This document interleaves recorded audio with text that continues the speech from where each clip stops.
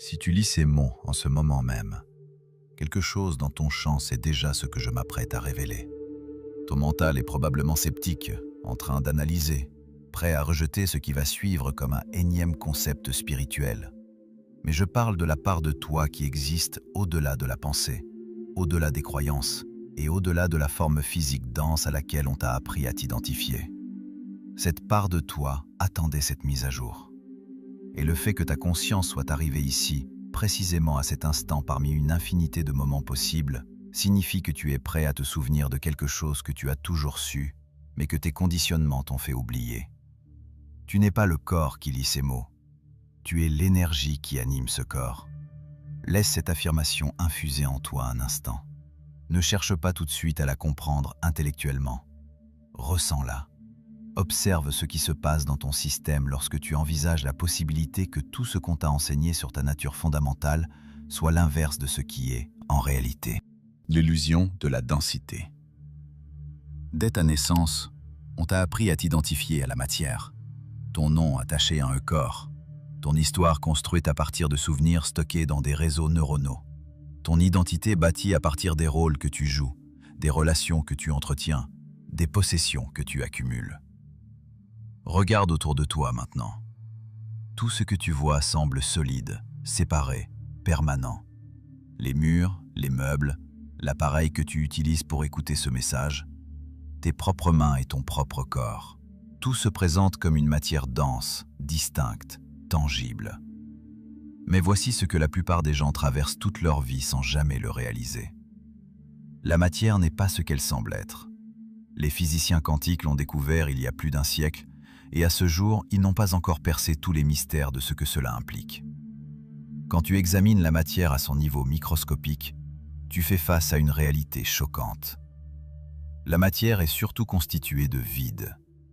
Pas le vide tel que tu l'imagines, mais de l'énergie pure vibrant à des fréquences spécifiques, créant l'illusion de la solidité par le motif et la répétition. La table qui te paraît si solide est composée à 99,99999% d'espace vide, où des particules subatomiques se déplacent si rapidement qu'elles donnent l'impression de densité. Pour ton corps, qui semble si réel, si indéniablement toi, c'est exactement la même chose. Mais on ne t'a pas appris à t'expérimenter de cette manière.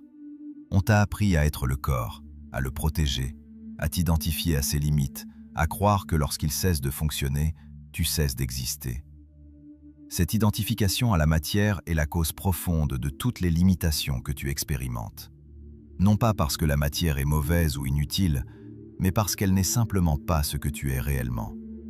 Et lorsque tu te prends pour quelque chose que tu n'es pas, tu hérites de toutes les limitations de cette même fausse identité. Que se passe-t-il quand tu regardes de plus près? Je veux que tu essayes quelque chose maintenant. Regarde ta main. Regarde-la vraiment. Ta perception immédiate te dit que c'est de la chair, des os, de la peau, de la matière. Quelque chose de tangible. Maintenant, prends en compte la réalité. Ta main est composée de cellules, toutes travaillant en parfaite coordination sans le moindre effort conscient de ta part. Ces cellules sont faites de molécules. Ces molécules sont faites d'atomes.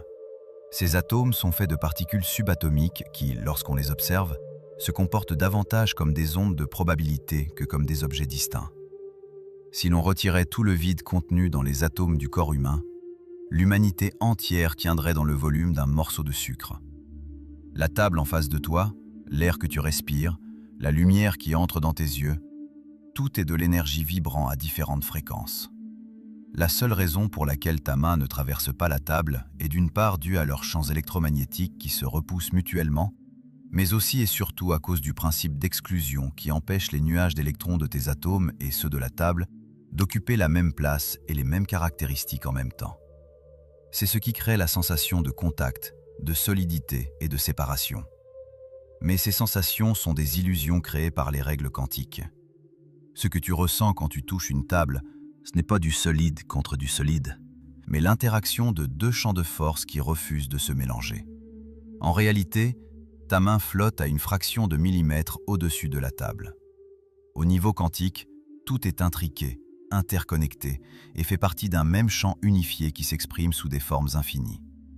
Tu as probablement déjà entendu tout ça. Énergie, fréquence, vibration, tous ces mots spirituels à la mode, répétés si souvent qu'ils ont perdu leur impact. Mais je ne te partage pas cela comme une philosophie ou une croyance. Je t'oriente vers la reconnaissance directe de ce que tu es réellement, au-delà de l'histoire que ton mental raconte à ton sujet. Car quelque chose d'extraordinaire se produit à l'instant où tu déplaces ton identité de la matière vers l'énergie. La réalité, qui te répondait comme si tu étais une chose fixe, limitée et séparée, est soudain obligée de se réorganiser autour d'un postulat totalement différent. La physique du changement d'identité. Laisse-moi t'expliquer ce qui se passe réellement lorsque tu passes de l'identification à la matière à la reconnaissance de toi-même comme énergie. Et je ne parle pas ici de métaphores spirituelles, mais bien de physique réelle et mesurable. Ton corps reçoit constamment des instructions de ta conscience sur la manière de s'organiser. Chaque cellule possède des récepteurs qui répondent aux signaux électromagnétiques que ton cerveau génère en fonction de tes pensées, de tes émotions et surtout de ce que tu crois être ton identité. Lorsque tu t'identifies à la matière, à une forme physique fixe avec des limites héritées de la génétique, des expériences passées et du conditionnement biologique, tes cellules reçoivent cette information et s'organisent en conséquence. Elles expriment certains gènes et elles en inhibent d'autres. Elles vieillissent à certains rythmes. Elles réagissent aux menaces et aux opportunités selon des schémas prévisibles. Ce n'est pas conscient. Tu ne dis pas volontairement à tes cellules comment se comporter. Mais ton sentiment le plus profond concernant ce que tu es émet en permanence un signal, et ton corps l'écoute. Les chercheurs en épigénétique ont découvert que l'expression génétique peut changer de manière spectaculaire en fonction de la perception, des croyances et de l'état émotionnel. Un code génétique identique peut produire des résultats complètement différents selon les signaux que la cellule reçoit de la conscience. Mais voici ce qu'ils commencent à peine à comprendre. Le signal le plus puissant n'est pas ce que tu penses ou ce que tu crois consciemment à ton sujet, c'est ce à quoi tu t'identifies fondamentalement. Quand tu t'identifies à la matière dense, tu émets une fréquence qui renforce la densité. Tes cellules s'organisent autour de l'inertie, de la protection et de la préservation des schémas existants. Le changement devient lent, difficile, exigeant un effort immense. Mais lorsque tu te reconnais comme énergie, quelque chose bascule.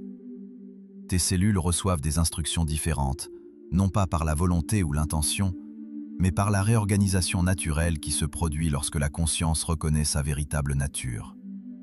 Soudain, des schémas qui semblaient figés deviennent fluides. Des limitations qui paraissaient infranchissables se révèlent comme des expressions temporaires de l'énergie pouvant se réorganiser sous d'autres configurations. Ce n'est pas de la magie. C'est de la physique que la science médicale commence seulement à effleurer, parce qu'elle exige de reconnaître que la conscience est fondamentale, pas seulement un phénomène émergent de la matière, et que l'identité façonne la biologie bien plus que la biologie ne façonne l'identité. Qu'est-ce qui change concrètement dans ton expérience quotidienne? Tu te demandes sans doute à quoi cela ressemble en pratique, parce que te reconnaître comme énergie peut sembler abstrait, déconnecté de la réalité très concrète de payer tes factures, gérer tes relations et faire face aux défis qui occupent ta vie en ce moment. Mais ce changement est tout sauf abstrait. Il transforme absolument tout dans ta manière de traverser la réalité, même si ce n'est pas de la façon que tu imagines. La première chose que tu remarques, c'est que la résistance se dissout. Pas parce que tu développes une pratique spirituelle de non-résistance, mais parce que la résistance vient elle-même du fait de croire que tu es une chose solide et séparée à qui la réalité arrive. Quand tu t'identifies à la matière, les choses t'arrivent. Les circonstances te pressent. Ce que pensent les autres t'affecte. Le monde est rempli de menaces et d'obstacles que ta forme solide et vulnérable doit contourner avec prudence. Mais lorsque tu te reconnais comme énergie, la dynamique change. Tu n'es plus une chose séparée à qui la vie arrive. Tu es en continuité avec le champ qui produit toutes les circonstances, toutes les personnes et toutes les expériences que tu rencontres. Les défis ne disparaissent pas, c'est ta relation avec eux qui se transforme. Au lieu d'une résistance face à un obstacle, il y a de la fluidité, du mouvement, une réorganisation naturelle autour de ce qui émerge. On appelle souvent cela le flow, mais ce mot ne capture pas la physique réelle de ce qui se passe. Tu fais littéralement l'expérience de la réalité depuis une position différente. non plus comme étant séparé du champ, mais comme étant le champ se focalisant temporairement à travers ton point de vue particulier. La deuxième chose qui change, c'est ta relation au temps. Lorsque tu t'identifies à la matière, tu vis selon l'apparente linéarité du temps. Le passé te façonne à travers la mémoire et le conditionnement. Le futur génère de l'anxiété à travers l'anticipation et la planification. Le moment présent devient une sorte de piège où tu te débats entre un passé que tu veux fuir et un futur que tu espères atteindre. Mais l'énergie n'expérimente pas le temps de la manière que la matière semble le faire. L'énergie existe dans ce que les physiciens appellent la corrélation non locale. Tout est interconnecté à travers l'espace et le temps simultanément. Quand tu te reconnais comme énergie, tu ne perds pas ta capacité à fonctionner dans le temps linéaire, mais tu n'y es plus totalement soumis. Les schémas du passé qui semblaient gravés définitivement dans ton identité se révèlent être des configurations énergétiques actuelles capables de changer. Les possibilités futures qui paraissaient lointaines ou impossibles deviennent des potentiels présents que tu peux ressentir et avec lesquels tu peux t'aligner. C'est pour cette raison que des guérisons spontanées se produisent, que des changements de vie soudains surviennent alors qu'ils semblaient impossibles au regard des schémas passés, que les synchronicités se multiplient, non pas parce que tu as appris à manipuler la réalité, mais parce que tu as cessé de t'expérimenter comme un point fixe dans un temps linéaire et que tu commences à t'expérimenter comme une énergie existant à travers plusieurs dimensions temporelles simultanément. Le processus de reconnaissance pratique. Je sais ce que ton mental est en train de faire en ce moment. Soit il rejette tout cela comme trop abstrait, trop spirituel, trop déconnecté de ta vie réelle, soit il essaie de comprendre comment utiliser ces informations, comment les appliquer, quelle technique pourrait déplacer ton identité de la matière vers l'énergie. Mais ces deux réactions passent totalement à côté de l'essentiel. Parce que cette reconnaissance n'est pas quelque chose que tu fais, c'est quelque chose que tu permets, quelque chose que tu remarques, quelque chose qui est déjà vrai en toi, mais que l'on t'a appris à ignorer. Tu n'as pas besoin de devenir de l'énergie, tu es déjà de l'énergie. Tu as simplement besoin d'arrêter de t'identifier exclusivement à la forme matérielle et dense à travers laquelle cette énergie s'exprime temporairement. Laisse-moi te guider maintenant vers une reconnaissance directe, pas par la croyance ou l'imagination, mais par l'attention. Ferme les yeux si tu peux le faire en toute sécurité. Sinon, laisse ton regard se perdre dans le vague et tourne ton attention vers l'intérieur. Ne pense pas à la conscience. Porte simplement attention au fait que tu es conscient d'entendre ces mots, conscient de ton corps, conscient des sons autour de toi, conscient des pensées qui apparaissent. Maintenant, note que cette conscience n'est située dans aucun endroit particulier. Tu peux avoir l'habitude d'imaginer ta conscience dans ta tête, derrière tes yeux, mais si tu la cherches directement, tu ne peux pas réellement la trouver quelque part. Ce n'est pas un objet, elle n'est pas localisée dans l'espace. Cette conscience n'est pas produite par ton cerveau. Ton cerveau est quelque chose dont tu es conscient à travers les sensations et les concepts. Mais la conscience elle-même n'est pas à l'intérieur de la matière de ton corps. Le corps est à l'intérieur de la conscience, apparaissant comme sensation, comme image, comme concept. Imprègne cette expérience en toi. Tu n'es pas le corps dont tu es conscient. Tu es la conscience dans laquelle le corps apparaît. Maintenant, porte ton attention sur ton énergie de vie. Pas le concept d'énergie. La sensation réelle et directe de l'impulsion vitale qui circule dans ton système. Il y a une vibration, un mouvement, un courant qui anime cette forme. Tu peux le sentir si tu es suffisamment immobile. Cette vitalité, cette énergie, cette vibration, c'est ce que tu es réellement, pas la forme temporaire. C'est ce qui circule à travers cette forme. Pas l'histoire que ton mental raconte à propos de cette forme, mais l'énergie vivante elle-même. Et remarque comme cette énergie n'est pas contenue par ta peau. La sensation que tu appelles mon corps est de l'énergie. La sensation que tu appelles l'air sur ma peau est de l'énergie. La sensation que tu appelles les sons autour de moi est de l'énergie. Tout cela fait partie du même champ vibrant à différentes fréquences, créant l'apparence d'une séparation entre intérieur et extérieur, entre toi et pas toi. Mais au niveau de l'expérience directe, avant que la pensée n'étiquette et ne divise tout, il n'y a que de l'énergie en mouvement, vibrant, s'exprimant sous des formes infinies. Et tu es cela. Tu ne le possèdes pas. Tu es cela. Ouvre les yeux. Tu remarques que rien n'a changé dans tes circonstances extérieures, mais que quelque chose a changé dans ton expérience directe de ce que tu es. Ce changement, aussi subtil soit-il, est le début de tout le reste. Ce que ton corps sait et que ton mental nie. Ton mental peut être sceptique face à tout ce partage. C'est très bien ainsi. Le mental est conçu pour maintenir les schémas familiers, protéger l'identité connue et résister à la dissolution qui menace sa structure. Mais ton corps, lui, connaît déjà cette vérité. Il l'a toujours connue. Chaque fois que tu as ressenti des frissons dans un moment intense, c'était ton corps qui reconnaissait une résonance énergétique. Chaque fois que tu as senti la présence de quelqu'un avant même de le voir, c'était ton corps qui lisait l'énergie avant que ton mental ne traite la matière. Chaque fois que tu as eu une intuition viscérale qui s'est révélée juste, c'était ton corps qui accédait à l'information par connexion énergétique plutôt que par observation matérielle. Ton corps est un instrument de lecture énergétique bien plus sophistiqué que tout ce que la science a développé. Il peut détecter des champs électromagnétiques, des vibrations subtiles, des effets d'intrication quantique que ton mental rationnel rejette comme de l'imagination ou des coïncidences. Mais on t'a appris à faire confiance à ton mental plutôt qu'à ton corps sensible, à privilégier l'analyse plutôt que l'intuition, à croire l'histoire sur la réalité plutôt que l'expérience directe de la réalité.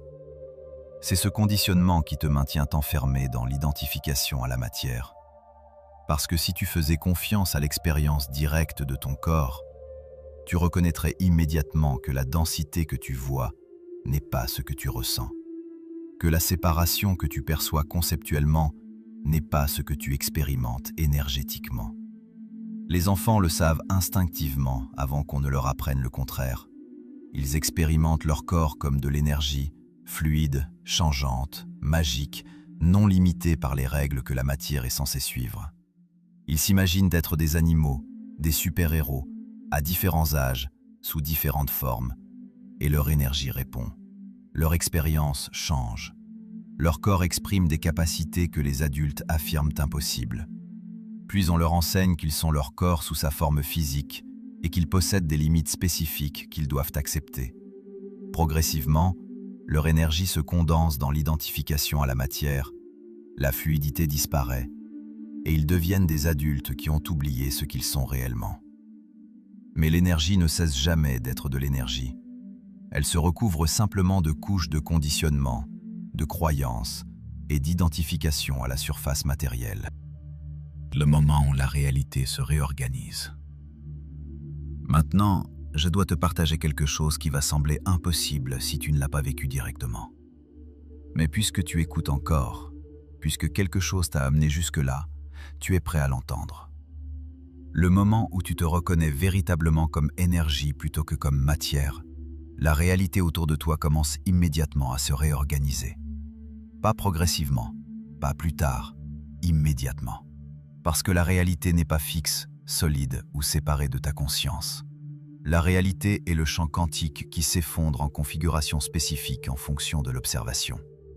Et l'identité fondamentale de l'observateur détermine quelles configurations deviennent disponibles pour se manifester. Lorsque tu observes la réalité en tant qu'être matériel séparé, certaines possibilités existent et d'autres restent impossibles. Les lois physiques semblent fixes. Le changement exige du temps et de l'effort. Les circonstances ont un poids, une inertie qui résiste à toute modification. Mais lorsque tu observes la réalité en tant qu'énergie se reconnaissant elle-même à travers cette forme temporaire, des possibilités qui étaient impossibles sous l'identification à la matière deviennent soudain accessibles. Les lois physiques se révèlent être des probabilités statistiques plutôt que des contraintes absolues. Le changement peut se produire instantanément, parce que tu n'essaies plus de réarranger de la matière solide.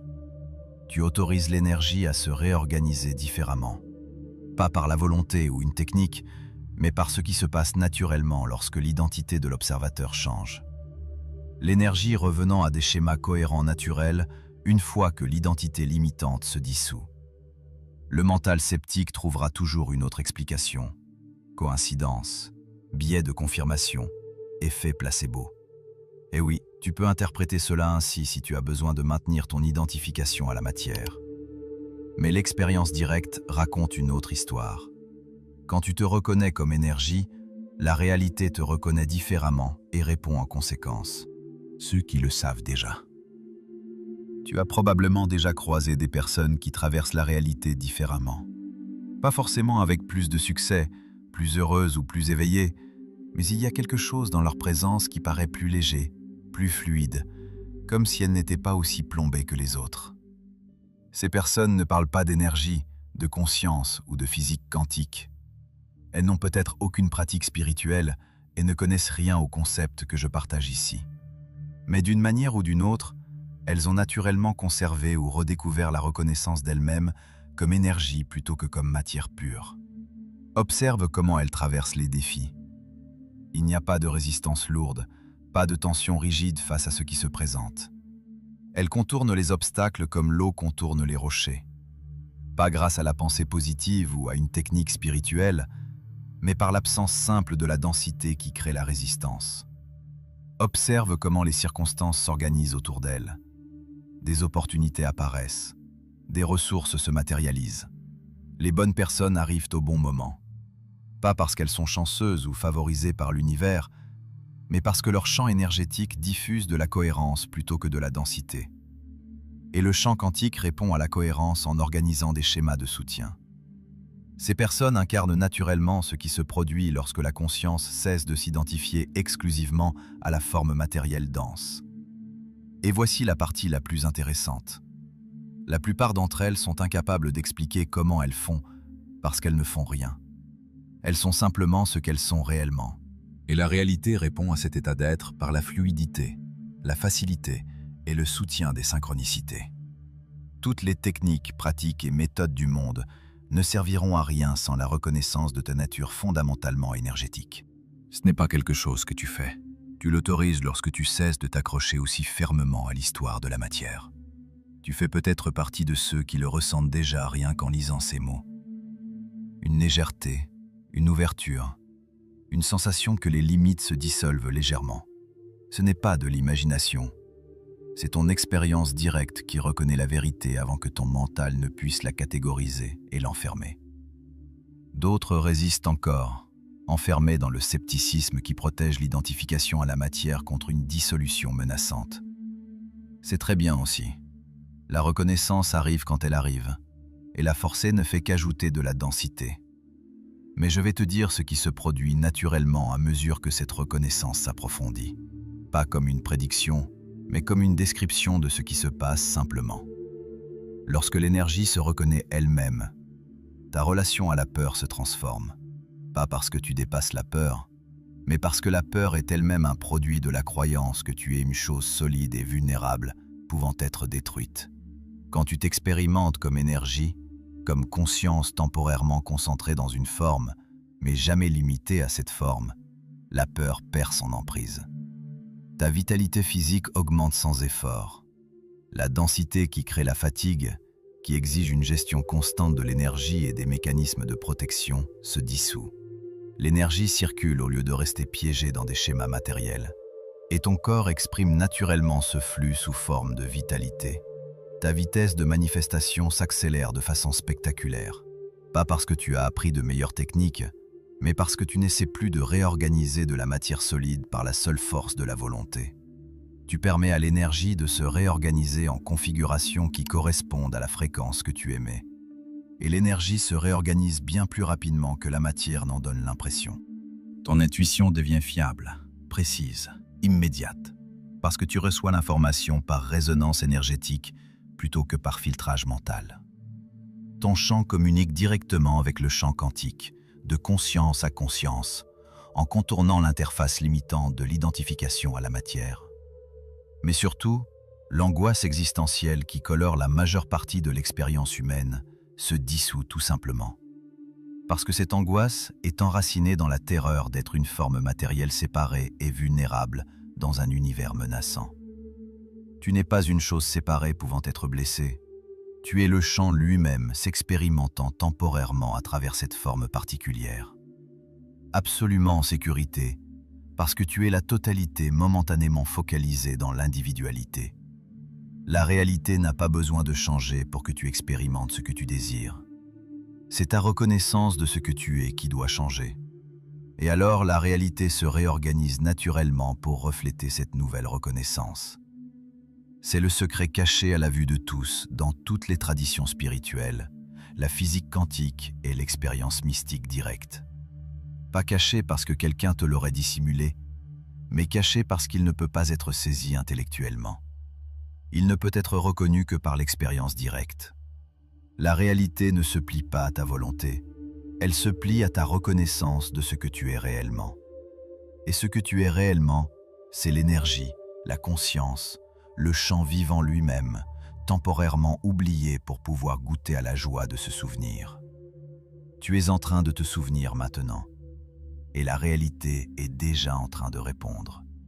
Merci de m'avoir écouté.